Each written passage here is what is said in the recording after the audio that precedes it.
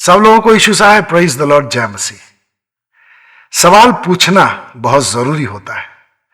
दूसरों से जब आप सवाल पूछेंगे तो आप उत्तर की अपेक्षा भी करते हैं, और कोई आपसे अगर सवाल पूछे तो उसको भी अपेक्षा होती है कि आप कोई ना कोई उत्तर देंगे। बहुत से लोग सवाल से भागते हैं, और इसलिए आज प्रभु ने जो विषय दिया है वह है खुद से सवाल करना। तो खुद से सवाल करना क्यों जरूरी है, हम इसके कुछ फायदों को देखेंगे। तो जब भी कोई सवाल हमारे सामने होता है, चाहे कोई और करे या मैं खुद से करूं या आप खुद अपने आप से करें, तो अगर उसका जवाब आपके पास नहीं है तो कहीं ना कहीं बेचैनी जरूर होती है। तो परमेश्वर का धन्यवाद हो, कई बार लोग दूसरों से सवाल पूछते हैं, सवाल का जवाब सही हो या गलत यह अलग बात है, लेकिन कुछ लोग अपने संदेह को दूर करने के लिए सवाल पूछते हैं। कुछ लोग अगले को परखने के लिए सवाल पूछते थे, जैसे सदुकी और फरीसी बहुत बार प्रभु यीशु से इसलिए सवाल पूछते थे ताकि प्रभु यीशु को परख सकें। निकोदेमुस ने प्रभु यीशु से कई सवाल किए, यह उसके लिए बहुत लाभदायक साबित हुआ। तो हमारे लिए भी ये जो तरीका है लाभदायक साबित हो सकता है अगर हम खुद से सवाल पूछेंगे। तो हम आज ये सीखेंगे कि जब हम खुद से सवाल पूछते हैं तो हमें क्या लाभ होता है, क्या क्या फायदे होते हैं। सबसे पहला फायदा, अपनी स्थिति स्पष्ट होती है। उदाहरण के लिए यदि मैं खुद से पूछूं, क्या मैं परमेश्वर से प्रेम करता हूं, तो इसका जवाब हां या ना में होगा। जाहिर सी बात है, जो प्रभु से प्रेम करता है वो प्रभु के पीछे चलता है। तो प्रेम के कई स्तर होते हैं। कुछ लोग प्रभु से बहुत ज्यादा प्रेम करते हैं, कुछ लोग थोड़ा थोड़ा प्रेम करते हैं, कुछ लोग काम चलाऊ प्रेम करते हैं। तो अगर मैं खुद से सवाल पूछता हूं क्या मैं प्रभु से प्रेम करता हूं, तो मेरा जवाब हो सकता है हां, मैं प्रभु से प्रेम करता हूं। लेकिन तब अगला सवाल अगर मैं पूछता हूं खुद से कि मैं प्रभु से कितना प्रेम करता हूं, जैसे प्रभु ने एक सवाल के जवाब में कहा मत्ती 22 और उसके 37वें पद में कि हमें सारे हृदय से, सारे प्राण से, सारी शक्ति से प्रभु से प्रेम करना, पिता परमेश्वर से प्रेम करना है।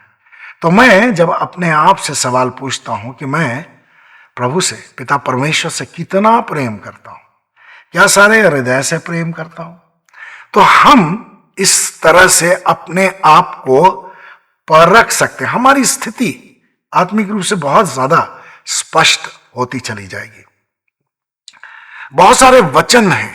एक वचन मुझे कहने के लिए प्रभु प्रेरित कर रहा है कि यदि मनुष्य सारे संसार को प्राप्त कर ले और अपने प्राण को खो दे तो उसे क्या लाभ। तो अगर मैं अपने आप से यह पूछूं, क्या मैं संसार की संपत्ति के लिए भाग दौड़ कर रहा हूं, क्या मैं अपना प्राण खो दूंगा, तो इसका जवाब मेरे सामने कुछ ना कुछ तो होगा। हाँ भी हो सकता है, नहीं भी हो सकता है, और बीच का भी हो सकता है।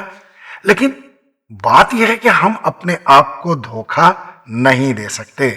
जैसे पहला शमूएल 15 और उसके 22 पद को हम लोग पढ़ेंगे तो एक बात स्पष्ट होती है कि आज्ञा पालन बलिदान से भी बढ़कर है।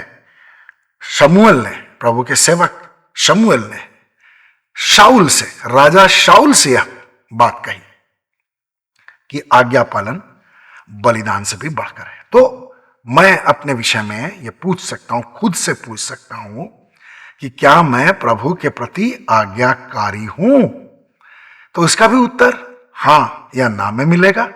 लेकिन फिर मैं खुद से यह सवाल कर सकता हूं कि मैं कितना आज्ञाकारी हूं।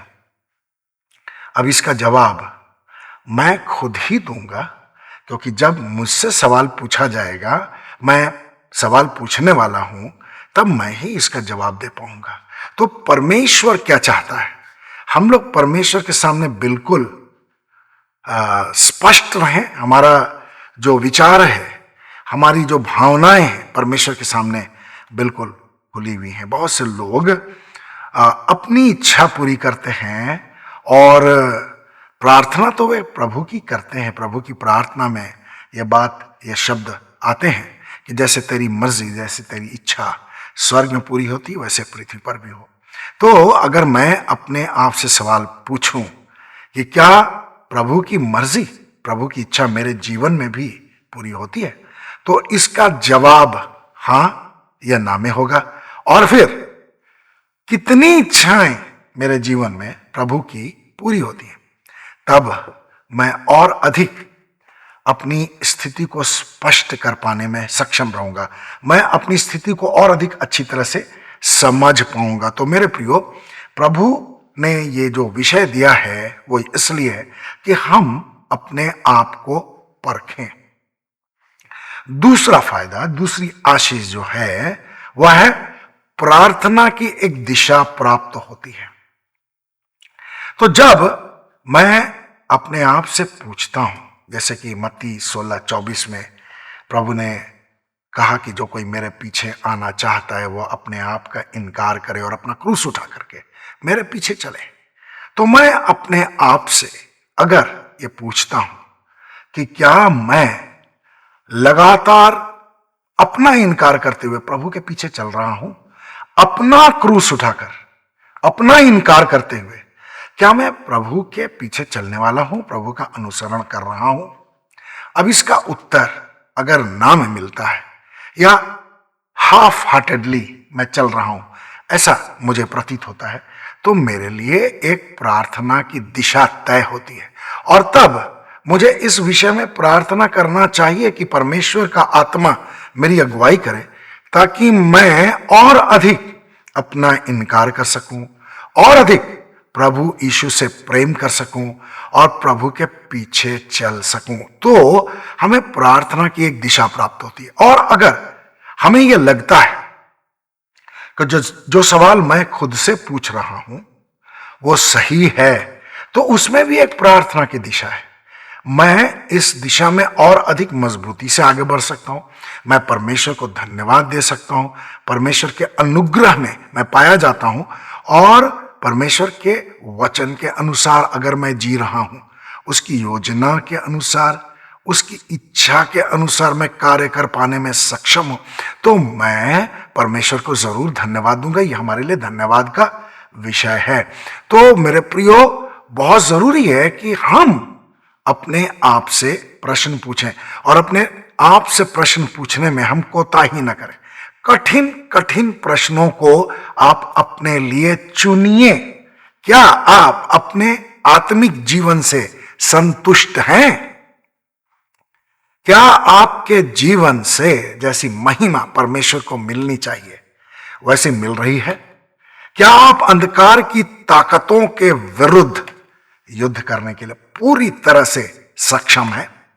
अगर आप ये सवाल अपने लिए रखें तो जरूर आप खुद इन सवालों का जवाब देंगे, हाँ में देंगे, नहीं में देंगे, और इनके बीच का भी रास्ता हो सकता है कि आप निकालते हुए प्रतीत हो, तो आपकी स्थिति स्पष्ट होती जाएगी। तो जो आत्मिक रूप से गंभीर हैं उनके लिए यह तरीका बहुत ही जरूरी है, बहुत फायदेमंद है। और फिर आपको एक दिशा मिलेगी कि भाई आप कहां कमजोर हैं, आप अपनी कमजोरी के लिए प्रार्थना कीजिए, और कहां आप मजबूत हैं, आपके जो स्ट्रांग पॉइंट्स हैं वे क्या कहें, उनके लिए आप परमेश्वर को धन्यवाद दीजिए और उसमें और भी मजबूती के लिए परमेश्वर के वचन में से ढूंढिए और अपने आप को स्थिर कीजिए। तीसरा फायदा, जब हम खुद से सवाल पूछते हैं तो हम तो भाग नहीं सकते, और तब जब हम गंभीरतापूर्वक खुद से सवाल पूछते हैं और गंभीरतापूर्वक उसका उत्तर ढूंढते हैं अपने हृदय में, तब हम अपने जीवन में, चाहे वो व्यावसायिक जीवन हो, आत्मिक जीवन हो, भावनात्मक या पारिवारिक जीवन हो, उसमें हम ज्यादा मजबूत होते, ज्यादा गंभीर होते हैं। मेरे प्रियो, यदि मैं खुद से कोई सवाल ही ना पूछूं तो क्या होगा? मुझे पता ही नहीं लगेगा कि मेरी वास्तविक स्थिति क्या है। यदि कोई दूसरा मुझसे यह सवाल पूछता है, जैसे भजन संहिता 73 और उसके 26वें पद में लिखा है, चाहे मेरा शरीर और मेरा मन दोनों हताश हो जाए, फिर भी परमेश्वर सदा के लिए मेरे हृदय की चट्टान और मेरा भाग है। तो ये वचन हमारे प्रश्न के अंतर्गत यदि किसी के द्वारा रखा जाता है कि भाई आप क्या निराश होने के बाद भी परमेश्वर को अपने हृदय की चट्टान और अपना भाग समझते हैं, तो अगर कोई हमसे सवाल पूछे तो मैं अपने आप को उसके सामने अच्छा साबित करने के लिए कुछ एक्टिंग कर सकता हूं, या फिर मुझे बुरा भी लग सकता है यदि आप किसी व्यक्ति से पूछें कि भाई साहब क्या आप उद्धार प्राप्त हैं, तो हो सकता है कि कुछ लोग खुश हों और कुछ लोग नाराज भी हो जाए।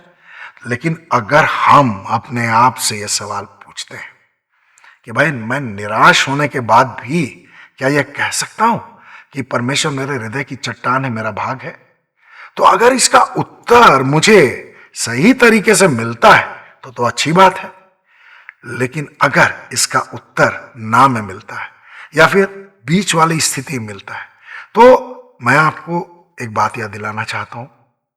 प्रकाशित वाक्य में एक स्थान पर लिखा है, प्रकाशित वाक्य 3, 15 और 16, यहां लिखा है, मैं तेरे कार्यों को जानता हूं कि तू ना तो ठंडा है ना गर्म। भला होता कि तू ठंडा या गर्म होता, इसलिए कि तू गुनगुना है, ना ठंडा है और ना गर्म। मैं तुझे अपने मुंह से उगल दूंगा। तो देखिए, बीच का मार्ग हमारे लिए नहीं है। हमें तो गर्म होना है प्रभु के लिए। थोड़ा थोड़ा गर्म रहने से कोई फायदा नहीं है, क्योंकि थोड़ा थोड़ा गर्म जो है वो परमेश्वर को अच्छा नहीं लगता है। इसलिए प्रेरित पौलुस ने रोमियो से कहा, प्रयत्न करने में आलसी ना हो। तो हमारे अंदर भी आत्मिक रूप से आगे बढ़ने के लिए गर्मी होनी चाहिए। आलस्य परमेश्वर को पसंद नहीं है। प्रयत्न करने में हमें कभी भी अपने आप को आलस्य के अधीन करना नहीं चाहिए। हमारा परिश्रम प्रभु में व्यर्थ नहीं है। तो मेरे प्रियो, खुद से सवाल पूछिए, जवाब तो आपको देना पड़ेगा।